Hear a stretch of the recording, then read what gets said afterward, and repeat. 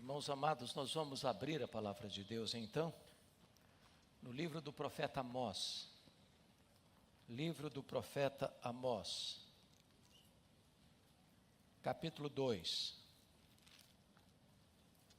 verso 4 ao verso 16. Amós, capítulo 2, versos 4 a 16. Lido o texto, permaneça com a sua Bíblia aberta nesta passagem, por favor. Assim está escrito: assim diz o Senhor, por 3 transgressões de Judá, e por 4 não sustarei o castigo, porque rejeitaram a lei do Senhor, e não guardaram os seus estatutos. Antes as suas próprias mentiras os enganaram, e após elas andaram seus pais. Por isso meterei fogo a Judá, fogo que consumirá os castelos de Jerusalém. Assim diz o Senhor, por 3 transgressões de Israel, e por 4 não sustarei o castigo, porque os juízes vendem o justo por dinheiro, e condenam o necessitado por causa de um par de sandálias. Suspiram pelo pó da terra sobre a cabeça dos pobres, e pervertem o caminho dos mansos. Um homem e seu pai coabitam com a mesma jovem, e assim profanam o meu santo nome, e se deitam ao pé de qualquer altar sobre roupas empenhadas, e na casa do seu Deus bebem o vinho dos que foram multados. Todavia, eu destruí diante deles o amorreu, cuja altura era como a dos cedros, e que era forte como os carvalhos, e destruí o seu fruto por cima e as suas raízes por baixo. Também vos fiz subir da terra do Egito, e 40 anos vos conduzi no deserto, para que possuísseis a terra do amorreu. Dentre os vossos filhos suscitei profetas, e dentre os vossos jovens nazireus. Não é isto assim, filhos de Israel, diz o Senhor? Mas vós aos nazireus destes a beber vinho, e aos profetas ordenaste, dizendo: não profetizeis. Eis que farei oscilar a terra debaixo de vós, como oscila um carro carregado de feixes. De nada valerá a fuga ao ágil, o forte não usará sua força, nem o valente salvará sua vida. O que maneja o arco não resistirá, nem o ligeiro de pés se livrará, nem tampouco o que vai montado a cavalo salvará sua vida. E o mais corajoso entre os valentes fugirá nu naquele dia, disse o Senhor. Este é um texto soleníssimo, e eu gostaria de tratar com os irmãos quando Deus confronta o seu próprio povo. Meus irmãos, o profeta Joel, o profeta Amós, digo, ele era de Tecoa, ele era do reino de Judá, do reino do sul. Mas Deus o levantou para ser profeta no reino do norte, no reino de Israel. Ele não era filho de profeta, ele não vinha de uma escola de profetas, ele era um agricultor, ele era um homem que trabalhava na pecuária também. E não obstante isso, Deus o levanta, não apenas para confrontar o pecado de Judá, a sua nação, mas também para confrontar os pecados das 10 tribos do norte do reino de Israel e das nações ao redor. Vocês bem sabem que ele governa, ele profetiza no período áureo de Israel. Está governando Israel, as 10 tribos do norte, o rei Jeroboão II, que governou o mais longo período, 41 anos. E governou no período mais próspero do reino de Israel, porque havia paz nas fronteiras e prosperidade dentro dos muros. E não obstante a paz externa e a prosperidade interna, foi um período em que Israel se afastou ainda mais do Senhor. Pecados gravíssimos ofendiam a santidade de Deus. E a soberania de Deus não se limita ao seu povo. A soberania de Deus alcança as nações.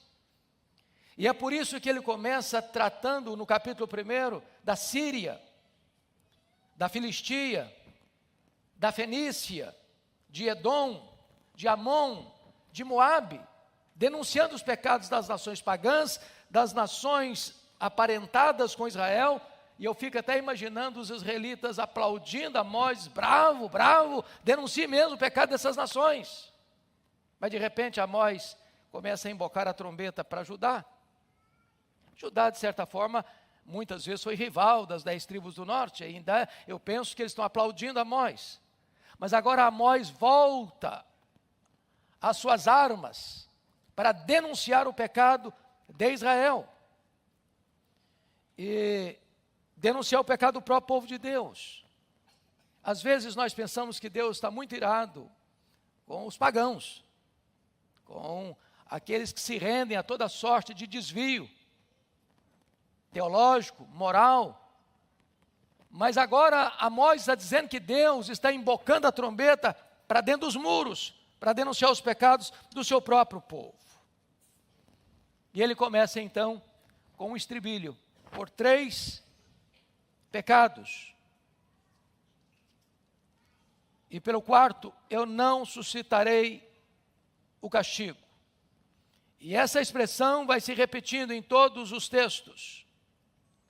E ele diz, por 3 transgressões de Judá, por 4 não suscitarei o castigo. Por 3 transgressões de Israel, por 4 não suscitarei o castigo. O que ele está dizendo? Que Deus é paciente, que Deus é benigno. Mas chega uma hora que o juízo vem. Ninguém pode brincar com Deus e sair ileso. Aquilo que o homem semear, isso ele ceifará.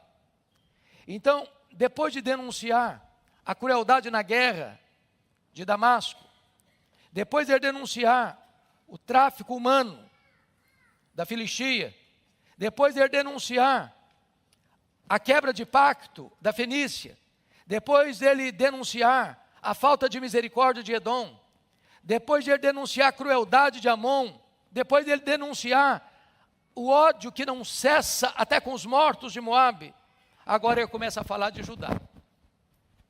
E quando ele vai voltar para o povo de Deus, o que ele denuncia? Quais são os pecados de Judá? Confira comigo o versículo 4.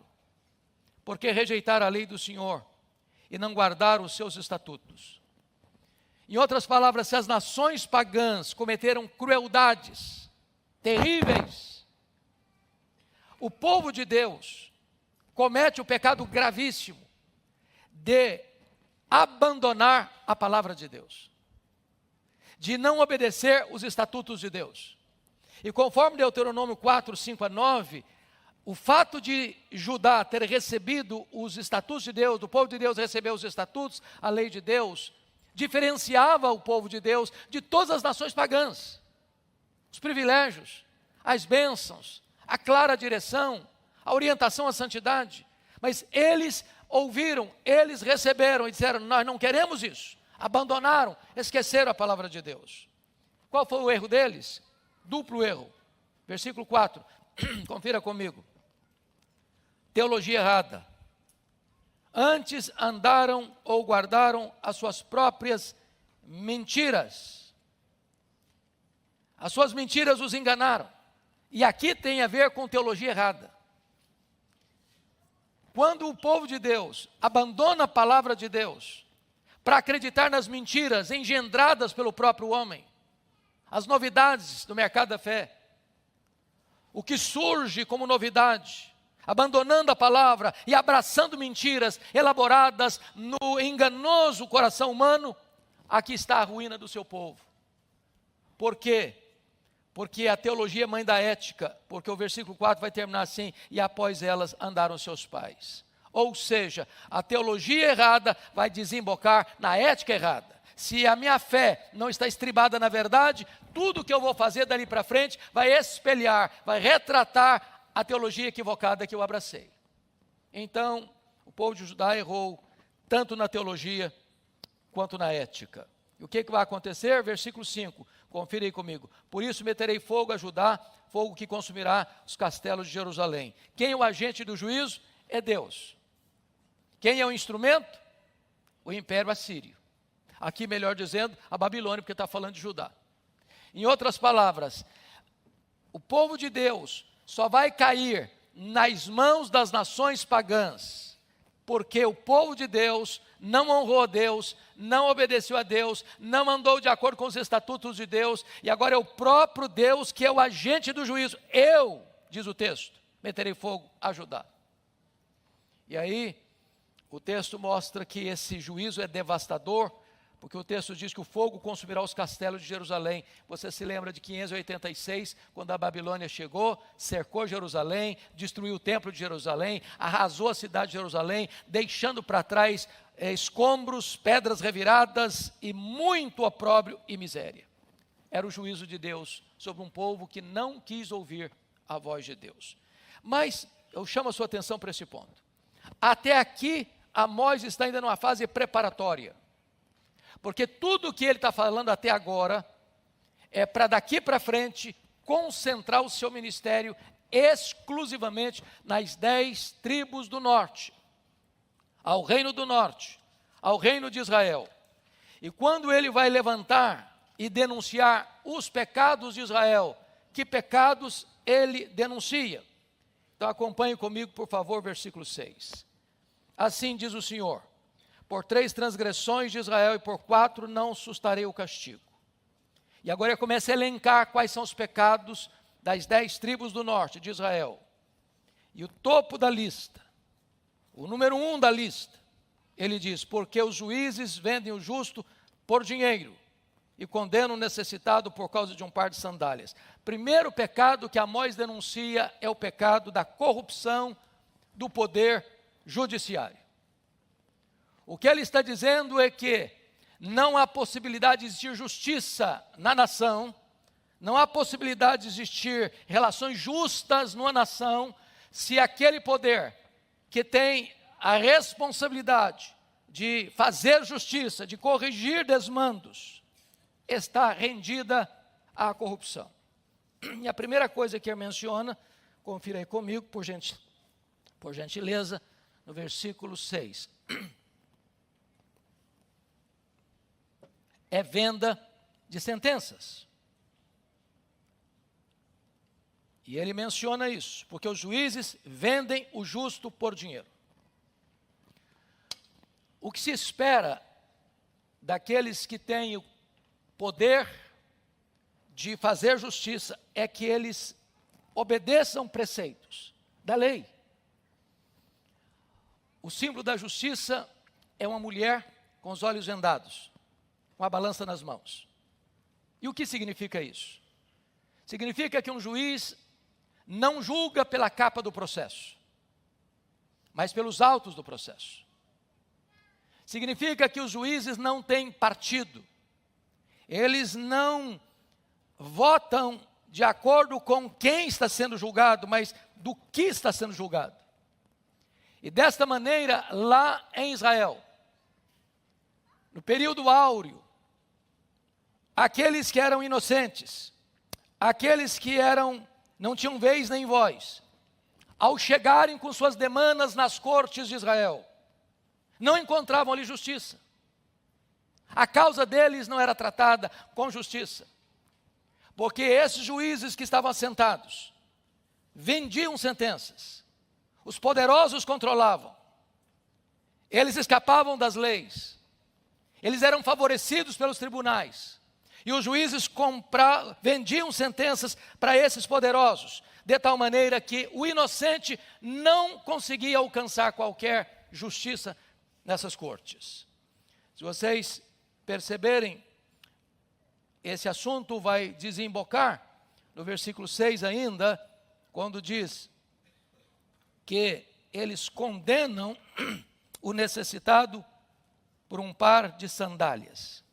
Ou seja, chegava a ponto da justiça estar tão corrompida que qualquer oferta para corromper um juiz, para comprar um juiz, para comprar uma sentença, era aceita.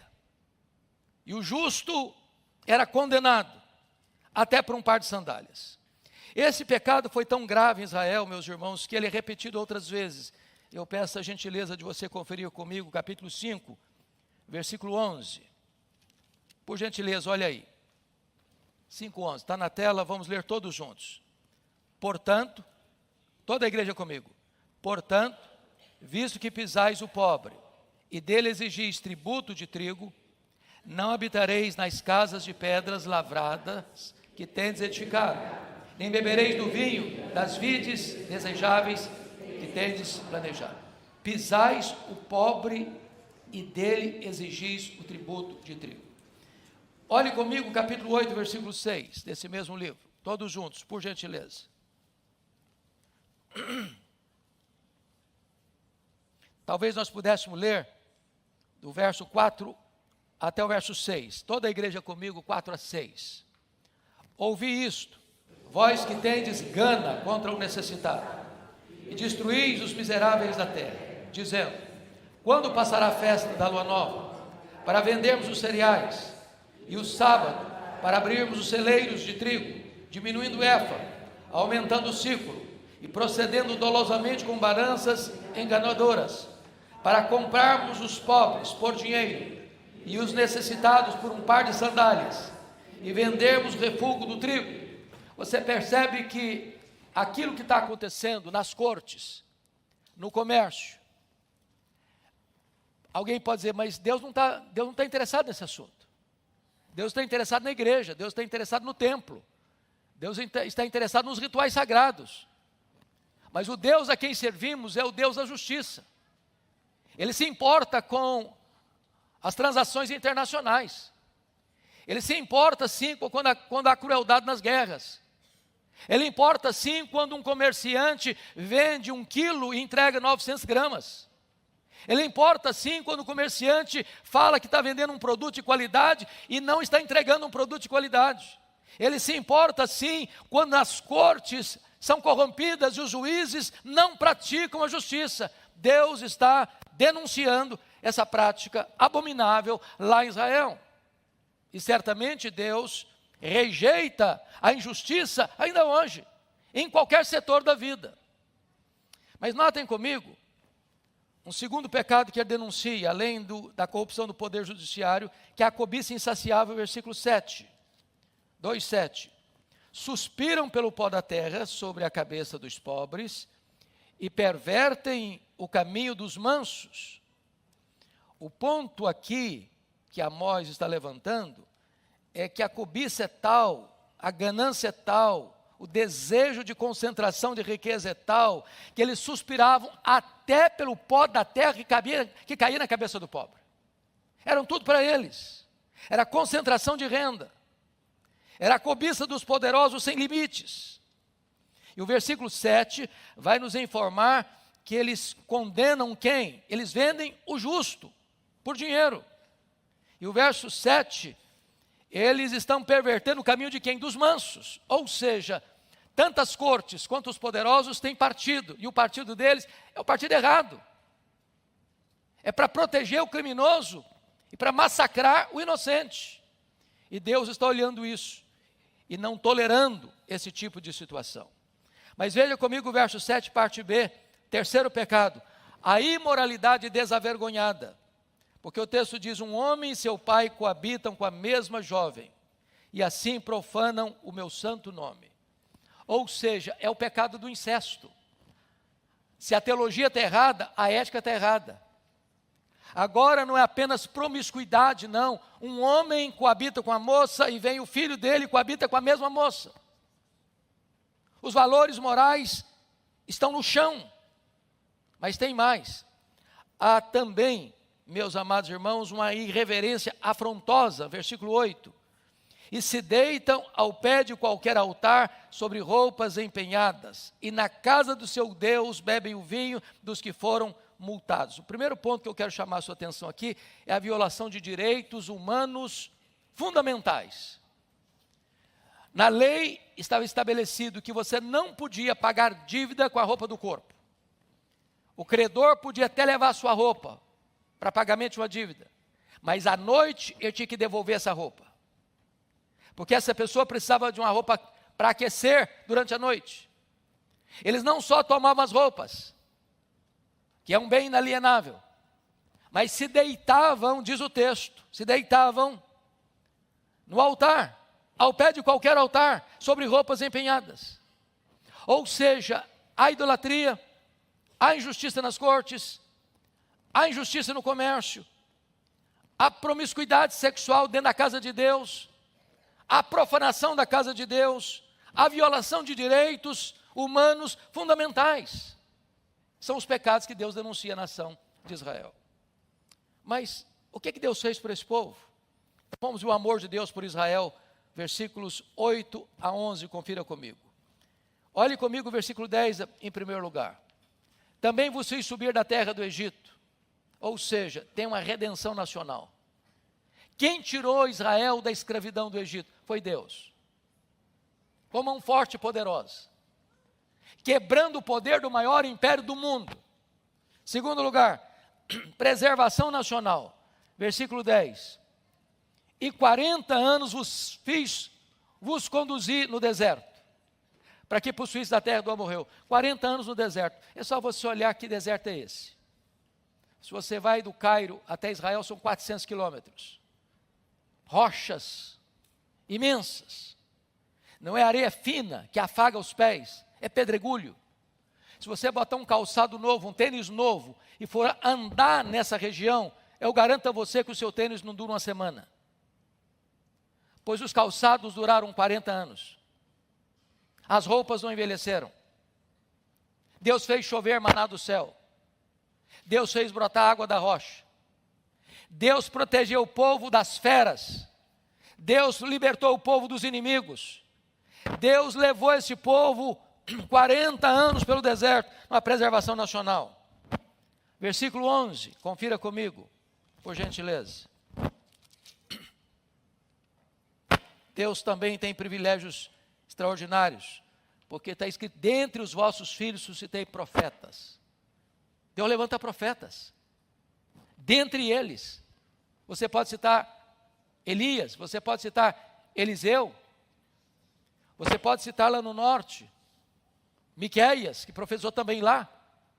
Deus está levantando gente para instruir, para ensinar, para exortar, para advertir. Mas mais do que isso, versículo 11. Dentre os vossos jovens nazireus, gente consagrada a Deus, gente que tinha compromisso com Deus desde o ventre da mãe. Eu não sei se é o microfone que está com defeito. Pega outro, pastor. Me permita outro ali. Deixa eu desligar esse aqui, para não ter ruído. Obrigado. Então, notem vocês que o pecado de Israel é um pecado de ingratidão. Porque Deus fez tudo por este povo. E apesar disso, este povo acredita em mentiras. Este povo anda após as mentiras. Apesar disso, este povo corrompe aqueles que comandam a nação, os juízes, os que governam, os que legislam. Esse povo se corrompe do ponto de vista das minorias ricas que querem tudo para eles e massacram o povo. E agora, o que é que eles fizeram com Deus? A despeito de tantos privilégios. Confira comigo o versículo 12, por gentileza. Leia comigo o verso 12, toda a igreja.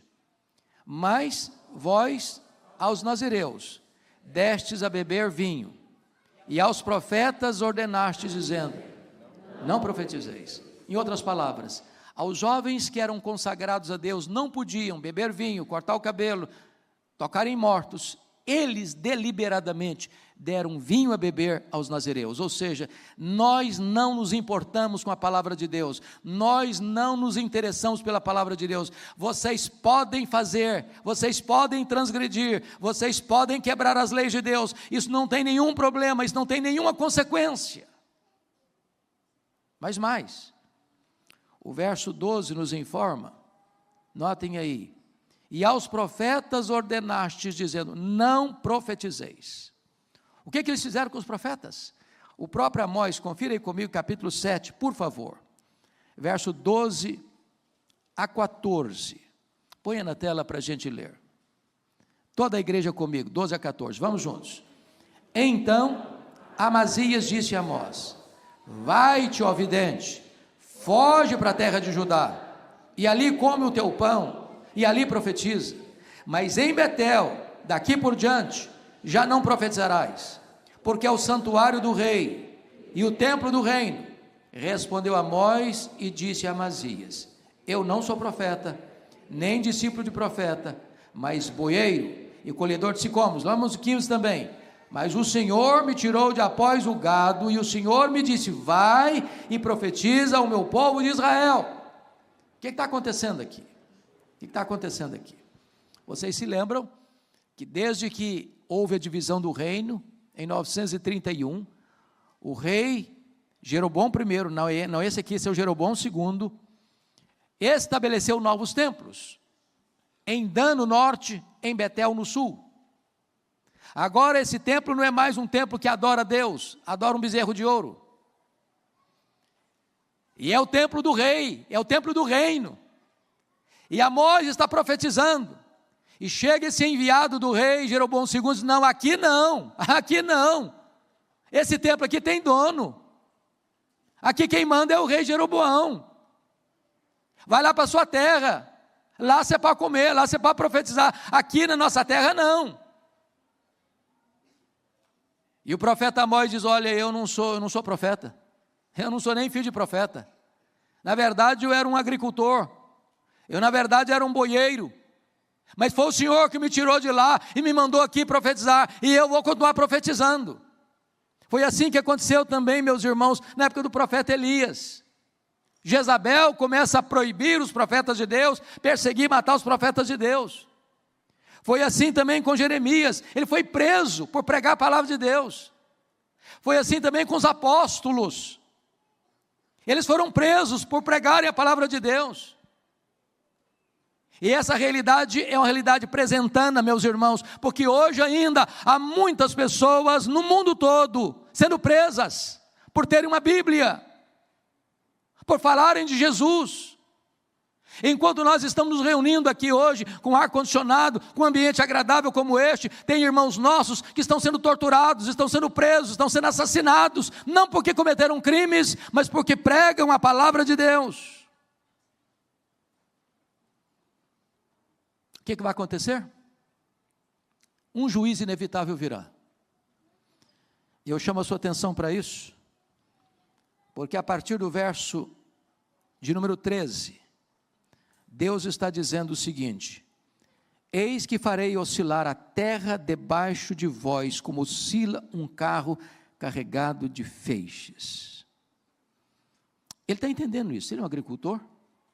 Naquela época os carros eram carros de bois, não havia ainda motor, e as estradas não eram boas, porque ele vem lá de Judá, e lá em Judá não tem planície, é tudo morro, tudo montanha.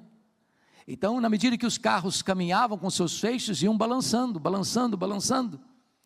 É um símbolo de um terremoto, que abala a terra, e esse abalo virá. Deus vai fazer abalar. E o que ele está falando? Ele está falando que daqui a pouco tempo, depois do governo de Jeroboão I, os reis que virão são tão terríveis, que o juízo vai se avizinhando, até chegar o dia, o ano de 722. A Síria cerca Jerusalém, reina morte em Jerusalém, reina fome em Jerusalém, em Samaria, cerca Samaria, a fome em Samaria, a crise em Samaria, e quando o povo não consegue resistir mais, o império assírio entrou e destruiu a cidade, completamente, e levou o povo para o cativeiro. Por 3 transgressões, e por 4 eu não sustarei o castigo.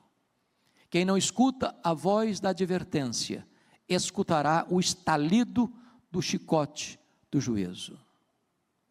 De Deus não se zomba, porque aquilo que o homem semear, isso ele também ceifará. E o que é que vai acontecer agora? Veja comigo, versículo 14, a fuga quando chegar o cerco de Samaria, vai ser impossível. Versos 14 a 16, eu peço que você que tem o hábito como eu, de grifar sua Bíblia, grifar algumas palavras. Versículo 14, ele fala do ágil, do forte e do valente. Versículo 15, ele fala do que maneja o arco. ele fala do ligeiro, ele fala do que vai montado a cavalo. Versículo 16, ele fala do mais corajoso. Se você percebeu, todas essas palavras elencadas aqui, retratam as pessoas com mais chance de escapar diante de um cerco, diante de uma invasão militar. Mas ele está dizendo o seguinte, que nem o ágil, nem o forte, nem o valente, nem o que maneja o arco, nem o ligeiro de pés, nem o que vai montado a cavalo, nem o mais corajoso, naquele dia vai escapar.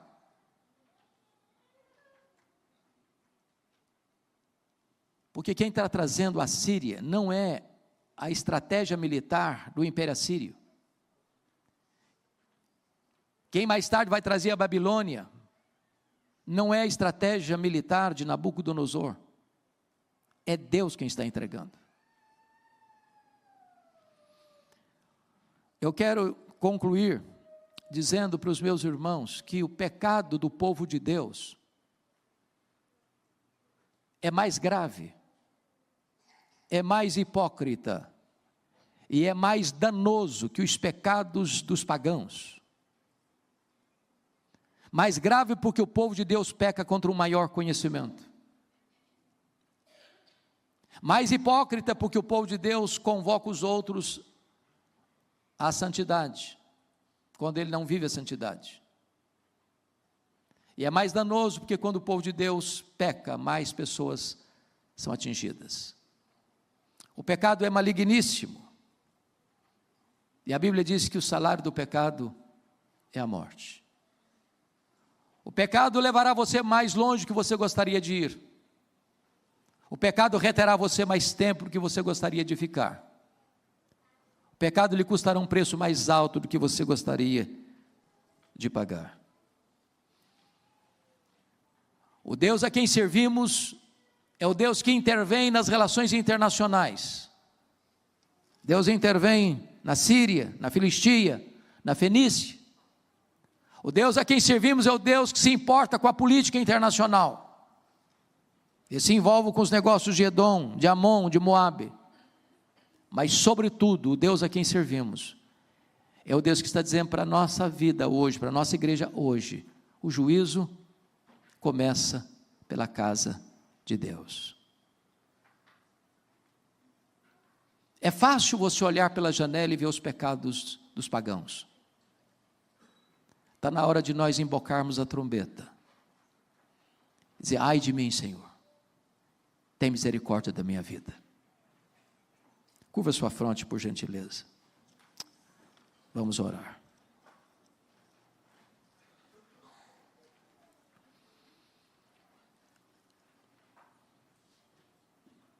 Deus está aqui neste lugar, conforme nós ouvimos o cântico das crianças. Ele é o Deus que conhece, Ele é o Deus que vê, Ele é o Deus que sonda.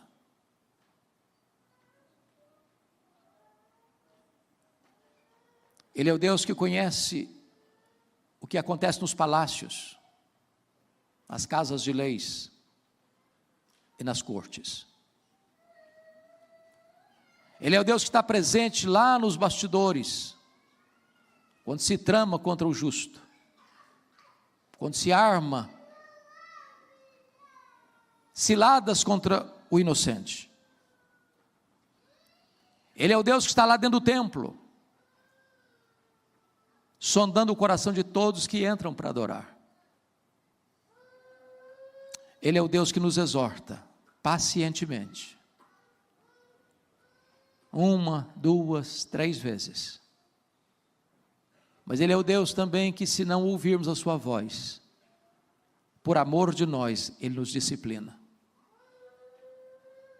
Uma vez que a disciplina divina não é um ato de crueldade de Deus, é um ato de amor responsável de Deus, para nos fazer voltar para Ele, a única fonte segura de vida e de paz. Deus, nós precisamos tanto da Tua misericórdia nesta manhã. Tu bem nos conheces e sabes da nossa estrutura, nós somos pó, somos pecadores, Senhor. Temos feito tantas vezes o que é mal aos teus olhos. Tantas vezes temos desobedecido aos teus preceitos, aos teus estatutos. Tens levantado, Deus, a tua voz para nos exortar.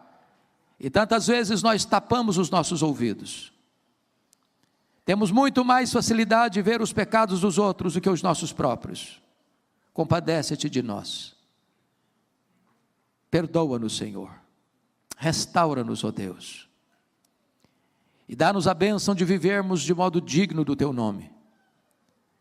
Para que o nosso exemplo possa inspirar outras pessoas a te conhecer e a andar na tua presença. Assim oramos, em nome de Jesus. Amém.